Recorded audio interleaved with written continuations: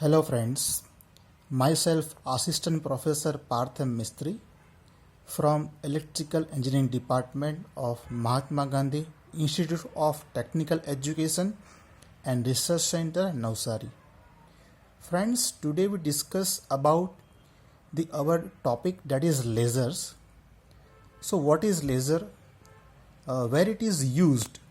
What are the types of lasers? So in this video we discuss about one type of the lasers. First of all, full name of the laser is light amplification by stimulated emission of radiation.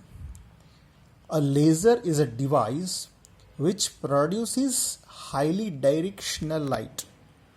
It emits the light through a process called stimulated emission of radiation, which increases the intensity of light.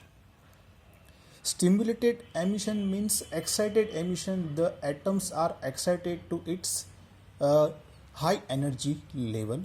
So stimulated emission of radiation which increase the intensity of light. There are many more types of lasers are used. Lasers are classified into 4 types based on the types of the laser medium used. Which medium is used in laser, so according to that type will be decided. So according to the medium use, there are 4 types of lasers. Number 1, that is solid state laser, or we can say ruby laser. Number 2, that is gas laser, in which the helium neon gas is used.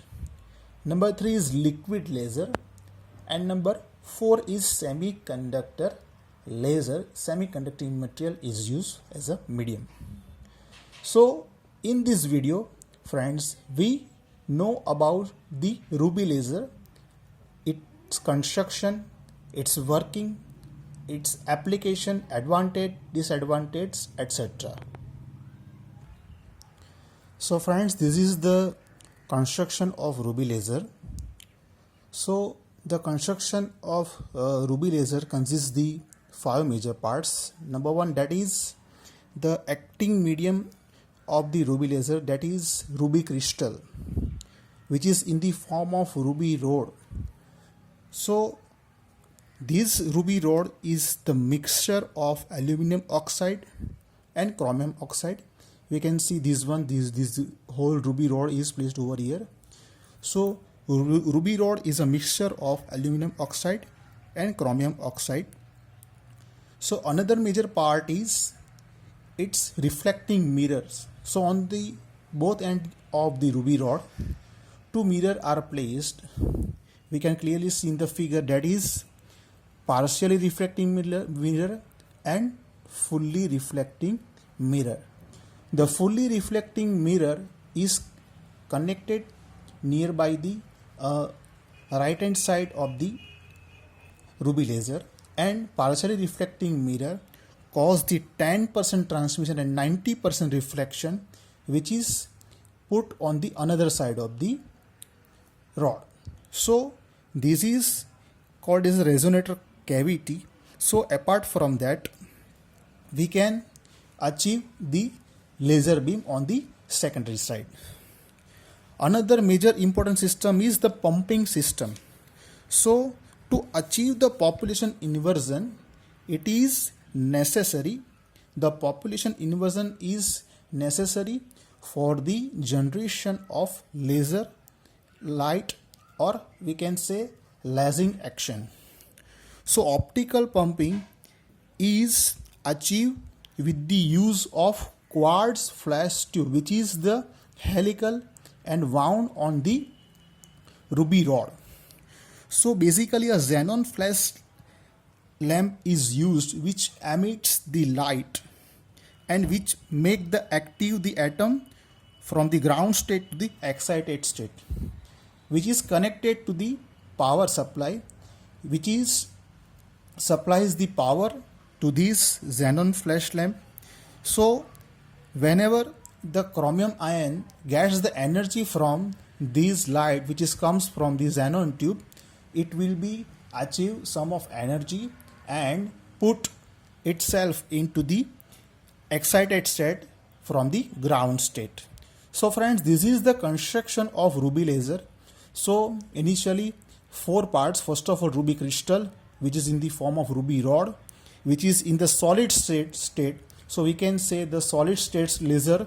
Also another is reflecting mirrors. There are partially reflecting mirrors and fully reflecting mirrors.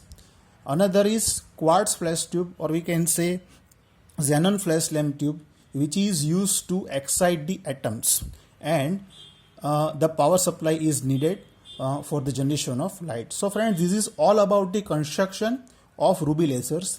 Now we go for the working of ruby laser. So friends, this is the working of ruby laser.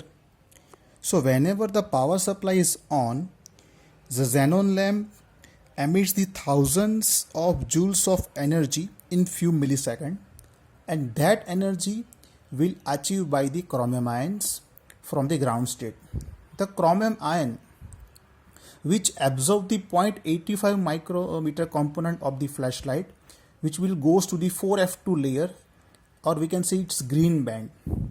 The chromium ion, which absorb the 0.42 micrometer component of the flashlight from the xenon lamp, which will be reached to the blue band, or we can say 4F1 layer. So this is the energy consumed by the chromium ion. It will be reached to the some of ions reach to the green band and some of will be reached to the blue band. So the excitation of chromium ion is done by the xenon lamp, and in this state the ions are stay very small duration. So time for that duration is very small, that is 10 raised to minus 8 seconds. So apart from that, these ions are goes to the metastable state. So this is the metastable state. So there is a very small distance between the two layers. So the ions from the blue band comes to the upper part of the metastable state, and ions from the green band reaches to the lower level of the metastable state. So during this process, there is no radioactive nature we get of the flashlight, or there is no laser beam achieved during this portion. So whenever the ions are reached to this layer, so the ions are stay over here about the 10 raised to minus 3 seconds. This process is very fast and non-radioactive. Now whenever the ions are again comes from the ground state to the excited state and to the metastable state. So whenever from the metastable state the ions are comes to the ground state, so it will be emits the photons.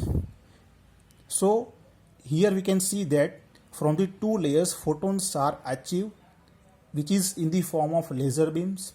So these photons are traveled from the reflecting mirror and partially reflecting mirror. So in that tube, so in that cylindrical rod, number of photons are travels, and same wavelength photons are come out from the other side, and we can achieve the laser beam on the secondary side.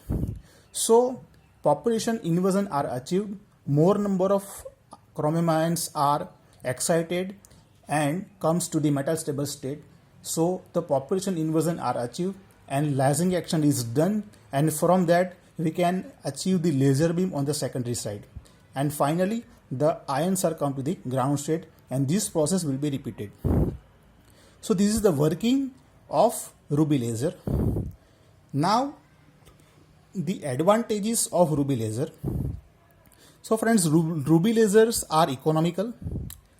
Beam diameter of the ruby laser is comparatively less than the CO2 laser, or we can say gas laser.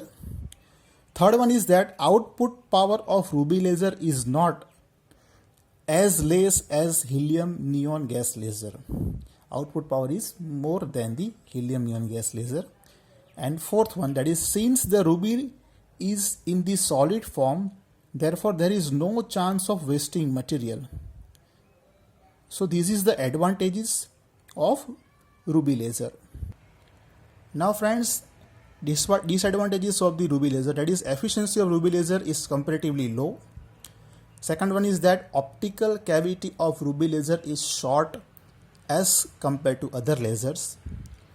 The application of ruby lasers, it is used in toys for children. Number two, that is it can be used in schools, colleges, universities for the science programs. And the third one is that it can be used as a decoration piece and artistic display. So friends, this is all about the ruby laser, its construction, its working, advantage, disadvantage and application. Thank you.